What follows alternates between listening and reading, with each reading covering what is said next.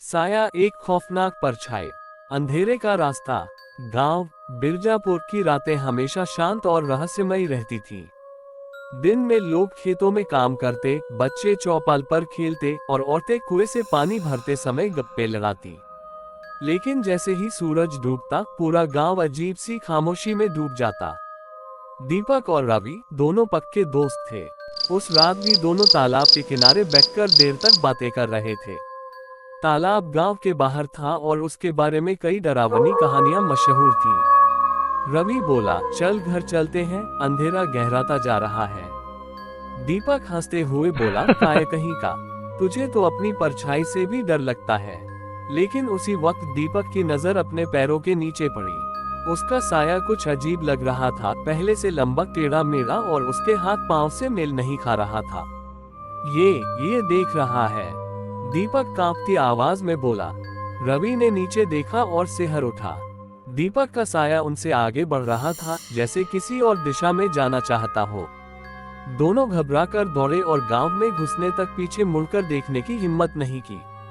उस रात दीपक को नींद नहीं आई। उसे लगा जैसे उसके कमरे की दीवार पर कोई हल्की सी परछाई हिल रही हो। कभी खिड़की के पास साया खड़ा दिखता, कभी आईने में अपनी ही आंखें पराये लिखती।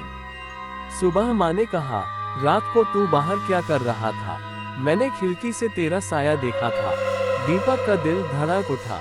वह तो पूरी रात बिस्तर पर लेटा था, तो बाहर किसका साया खड़ा था? दिन गुजरते गए, लेकिन दीपक की हालत बिगड़ने लगी। वह चुपचाप रहने लगा। कभी स्कूल जाता, कभी बीच में ही लौट आता। रवि ने एक दिन पूछा, क्या हो गया है तुझे? चेहरा उतर गया है। दीपक ने कांपते हुए कहा, मेरा साया अब मेरी बात नहीं मानता। रवि हंस पड़ा, पागल हो गया है क्या? लेकिन तभी सूरज डूबने ही वाला था। दीवार पर दीपक का साया दिखाई दिया और उस साये ने हाथ उठाया, जबकि दीपक ने हाथ नहीं उठाया था। रवि का चेहरा सफेद पड़ गया। वह चीखते हुए बोला, ये कैसे? दीपक की आंखें नम थीं और उसके होंठ कांप रहे थे। मैंने कहा था ना, अब ये मेरा नहीं रहा। बिरजापुर गांव का वह तालाब हमेशा से रहस्य और डर का केंद्र रहा था। दिन में तो लोग कभी कभार पानी भरने चले भी जाते, लेकिन रात के समय उस ओर कोई नहीं जाता था। बच्चों को तो खास तौर पर सख्त मना था। गांव के बुजुर्ग अक्सर कहते थे, उस तालाब का पानी जितना गहरा दिखता है, उतना ही गहरा उसका श्राप भी है।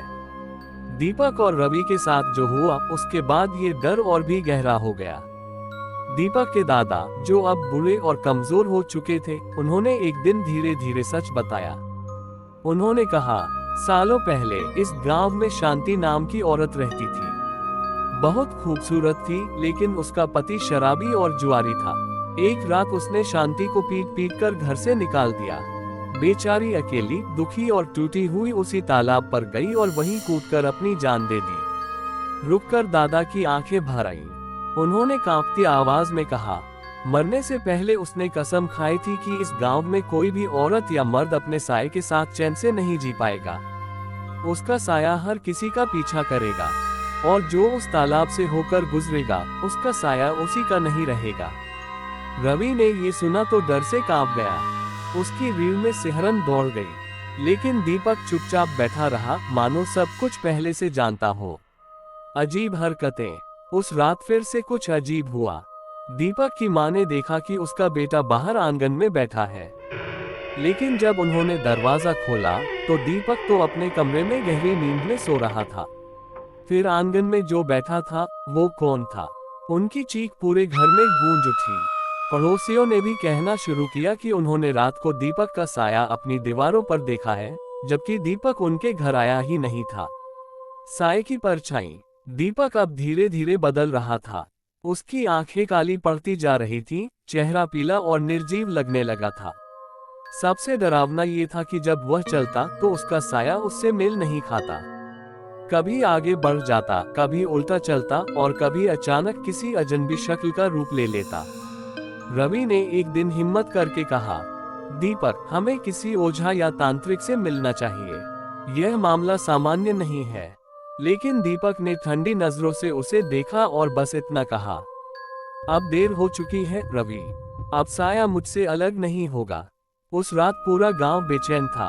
तालाब से अजीब सी कराहने और हंसने की आवाजें आ रही थी। कुत्ते लगातार भौंक रहे थे और पेड़ों पर बैठे कोई अजीब ढंग से काव काव कर रहे थे। लोग समझ गए कुछ बड़ा होने वाला है। गांव की रातें अब और भी डरावनी हो गई थी। जहां पहले लोग चुपचाप जल्दी सो जाया करते थे, अब शाम ढलते ही दरवाजे खिड़कियां कसकर बंद कर देते। बच्चों को बाहर खेलने से मना कर दिया गया था, क्योंकि सबको पता चल गया था कि दीपक के साए में कुछ खतरनाक छुपा है। दीपक अब पहले वाला दीपक नहीं रहा था। उसकी आंखें गहरी, काली और खाली सी लिखती। उसके चेहरे पर हंसी भी आती तो उसमें मानो कोई और बोल रहा हो। रवि ने कई बार उससे बात करने की कोशिश की। दीपक, तुझे समझ नहीं आता। तू धीरे धीरे अपने आप को खो रहा है। चल, किसी ओझा के पास चलते हैं। दीपक ने ठंडी हंसी हंसते हुए कहा। अब मैं नहीं रहा रवि, अब मैं वो हूँ जो तुम्हें दिखता भी है और नहीं भी। रवि का खून जम गया। वह समझ गया कि दीपक का साया अब सिर्फ परछाई नहीं, बल्कि एक जिंदा ताक बन चुका है। पहली मौत। गांव का एक लड़का सुरेश, जो दीपक का मजाक उड़ाता था, उसने एक दिन कह दिया, अरे ये सब ढोंग है, साया फाया कुछ नहीं होता, ये दीपक ही ड्रामा कर रहा है। रात को सुरेश खेतों की ओर जा रहा था। चांद आधा ढका हुआ था और आसमान में बादल मंडरा रहे थे। अचानक उसने देखा उसके पीछे दो साए चल रहे हैं। वह रुका तो साए भी रुके। उसका दिल धड़कने लगा। कौन है? वह कांपती आवाज में बोला। कोई जवाब नहीं आया, लेकिन कुछ ही क्षणों बाद एक साया दीवार से अलग होकर उसके सामने आ खड़ा हुआ। लाल आंखें, लंबा काला चेहरा और होठों पर एक खौफनाक मुस्कान। सुबह लोग खेतों में गए तो सुरेश की लाश पड़ी थी। चेहरा डर से इतना विकृत हो चुका था कि पहचानना मुश्किल हो गया। गांव के लोग सहम गए। सबको पता चल गया कि यह मौत इंसानी नहीं थी। इस घटना के बाद दीपक और भी अजीब हो गया। गांव वाले उससे डरने लगे। कभी वह अपने ही घर की छत पर बैठा दिखाई देता, जबकि दरवाजा बंद होता। कभी उसकी खिड़की से दो परछाइयां झांकती। दीपक की मां रोती बिलखती बोली, ये मेरा बेटा नहीं है, अब इसे कोई बचा लो। लेकिन कौन बचाता? गांव का ओझा भी तालाब के पास जाने से कतराता था। कहता, ये साया साधारण नहीं है, ये उस औरत का श्राप है जिसने यहाँ जान दी थी। एक रात रवि दीपक से मिलने उसके घर गया। कमरे में अंधेरा था। रवि ने टॉर्च जलाई। दीपक पलंग पर बैठा था, बिल्कुल चुप। रवि ने कहा, तू हार मान गया है क्या? दीपक धीरे से मुस्कुराया, लेकिन उसके पीछे दीवार पर बना साया अलग तरह से हंस रहा था, बड़ी बड़ी आंखें और दांत नुकीले। दीपक के होंठ हिले, लेकिन आवाज साए की आई। अब दीपक चला गया है रवि, अब यहाँ सिर्फ मैं हूँ। रवि के पैरों तले जमीन खिसक गई। वह डर से भागा, लेकिन उसके पीछे उस खौफनाक साए की हंसी गूंजती रही।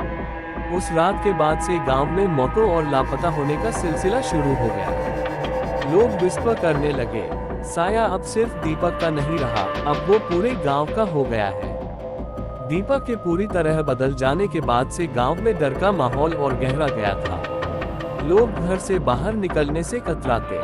बच्चे रोते रोते सो जाते और औरतें खिड़कियों पर सरसों या नींबू मिर्च टांग देती। लेकिन साया उन सब बातों से नहीं रुकता था। एक रात गांव के बीचों बीच से अचानक औरत की चीख सुनाई दी। लोग दौड़े तो देखा मुकुल की पत्नी सीमा जमीन पर बेहोश पड़ी है। उसके चारों ओर कालिक जैसी काली छाया फैली हुई थी। जब वह होश में आई तो उसका शरीर कांप रहा था। वह बार बार एक ही बात कह रही थी, वो आया था, वो मेरा साया लेकर गया है, अब मैं अधूरी रह गई हूँ। कुछ ही दिनों में सीमा की हालत बिगड़ती गई। वह जीते जी मरी हुई सी लगने लगी। बच्चों का गायब होना, फिर गांव के दो बच्चे अचानक गायब हो गए। लोगों ने खूब खोजा, तालाब तक तलाश की, लेकिन कोई सुराग नहीं मिला। एक बूढ़ी औरत ने कहा, ये बच्चे नहीं, उनके साए लिए गए हैं। जब साया नहीं रहता तो जिस्म भी टिकता नहीं। उसकी बात सुनकर गांव में और दहशत फैल गई। हर कोई अब अपने ही साए से डरने लगा। लोग शाम ढलने से पहले दीपक के घर के पास से गुजरना बंद कर देते। रवि अब सबसे ज्यादा परेशान था। उसे लगता ये सब उसकी गलती है। क्योंकि उसी रात उसी तालाब पर वह दीपक को रोक सकता था, लेकिन उसने मजाक बना दिया। रात को सोते वक्त रवि ने देखा कि उसकी दीवार पर दो साए हैं, एक उसका खुद का और दूसरा जो उससे बड़ा था, विकृत था और जिसकी आंखें धीरे धीरे लाल चमकने लगी थी। रवि पसीने पसीने हो गया। वह दौड़कर बाहर निकला, लेकिन बाहर भी वही साया खड़ा था। उसने फुसफुसा कर कहा, तेरी बारी भी आएगी रवि। धीरे धीरे गांव में मौतें होने लगी। कभी कोई खेत में मरा मिलता, कभी कुएं के पास। हर लाश के चेहरे पर वही बात लिखी होती, भयानक डर। गांव के लोग अब पक्के यकीन में आ गए कि यह सब दीपक के साए का खेल है। कई परिवार गांव छोड़कर चले गए, लेकिन जो बचे थे वे इस खौफ के साथ जी रहे थे कि अगली बारी उनकी भी हो सकती है। सबसे रहस्यमयी बात यह थी कि जिनके साए गायब हो जाते, उनकी लाश हमेशा तालाब के किनारे मिलती, मानो कोई अदृश्य ताकत उन्हें खींचकर वहां ले जाती हो। रवि ने ठान लिया कि वह इस रहस्य को सुलझाएगा, लेकिन उसे अंदर से डर था कि कहीं वह भी उसी श्राप का शिकार न बन जाए। उसकी आंखों में नींद गायब हो चुकी थी। हर कोने से उसे लगता कोई उसे घूर रहा है, और हर बार जब वह आईने में खुद को देखता तो उसके पीछे दीपक का साया खड़ा मुस्कुराता नजर आता। गांव अब धीरे धीरे वीरान होने लगा था, और तालाब पहले से ज्यादा गहरा और खौफनाक लगने लगा। गांव अब लगभग खाली हो चुका था। जिन्होंने हिम्मत की वे शहर भाग गए, जो बचे वे हर रात तिल तिल कर डर में जीते रहे। लेकिन रवि अब और चुप नहीं बैठ सकता था। वह जानता था कि अगर उसने कुछ नहीं किया तो पूरा गांव साए के कब्जे में चला जाएगा। रात के गहरे अंधेरे में रवि दीपक के घर पहुंचा। दरवाजा खुला था, अंदर अंधेरा फैला हुआ था और दीवारों पर अजीब आकृतियां हिल रही थी। दीपक, रवि चिल्लाया। कोई जवाब नहीं आया। अचानक कमरे के कोने में दीपक दिखाई दिया। वह जमीन पर बैठा था, लेकिन उसका चेहरा मानो इंसान का नहीं रहा। उसकी आंखें बिल्कुल काली हो चुकी थी और होठों पर एक विकृत मुस्कान थी। दीवार पर उसका साया खड़ा था, जिंदगी से बड़ा, डरावना और अब लगभग इंसानी रूप ले चुका। रवि कांपती आवाज में बोला, दीपक, तू मुझे सुन रहा है? साया आगे बढ़ा और गहरी ठंडी आवाज में बोला, दीपक अब नहीं है, वो तो उसी दिन तालाब में डूब गया था। अब मैं हूँ उसका साया। साया ने हाथ बढ़ाया और दीपक का शरीर जमीन से उठ गया, मानो कोई अदृश्य ताकत खींच रही हो। दीपक की आंखें खाली थीं और उसकी चीखें हवा में गूंज रही थीं। रवि पीछे हटने लगा, लेकिन दरवाजा अपने आप बंद हो गया। दीवारों पर दर्जनों साए नाचने लगे, हर चेहरे पर भयानक हंसी थी। फिर अचानक सब शांत हो गया, और अगले ही पल रवि खुद को तालाब के किनारे खड़ा पाया। उसके पैरों के नीचे जमीन गीली थी और हवा में ठंडक। तालाब के पानी में उसे अपना चेहरा दिखा, लेकिन उस प्रतिबिंब के पीछे दीपक का साया खड़ा मुस्कुरा रहा था। दीपक का शरीर तालाब में खींच गया। रवि चीखा, नहीं, लेकिन उसके हाथ में सिर्फ पानी आया। साया पानी से ऊपर उठा। अब वह पूरी तरह जीवित लग रहा था, लंबा, विकृत और भयानक। उसकी आंखों से लाल रोशनी निकल रही थी। उसने कहा, ये गांव मेरा है, हर साया अब मेरा है। रवि भागने की कोशिश करने लगा, लेकिन उसने देखा उसका अपना साया जमीन से अलग हो रहा है। धीरे धीरे वह उठकर उसके सामने खड़ा हो गया, और उसी ने फुसफुसाकर कहा, अब तेरी बारी है रवि। रवि की चीख पूरे तालाब में गूंज उठी। सुबह गांव वालों ने देखा तालाब के किनारे सिर्फ दो साए खड़े हैं, लेकिन वहां कोई इंसान नहीं था। धीरे धीरे वो दोनों साए तालाब में समा गए और पानी काला पड़ गया। उस दिन से गांव पूरी तरह वीरान हो गया। जो भी उस तालाब के पास से गुजरता, उसकी परछाई वहीं छूट जाती। लोग कहते, साया कभी तुम्हारा नहीं होता, वो सिर्फ इंतजार करता है कब तुम्हें अपना बना ले।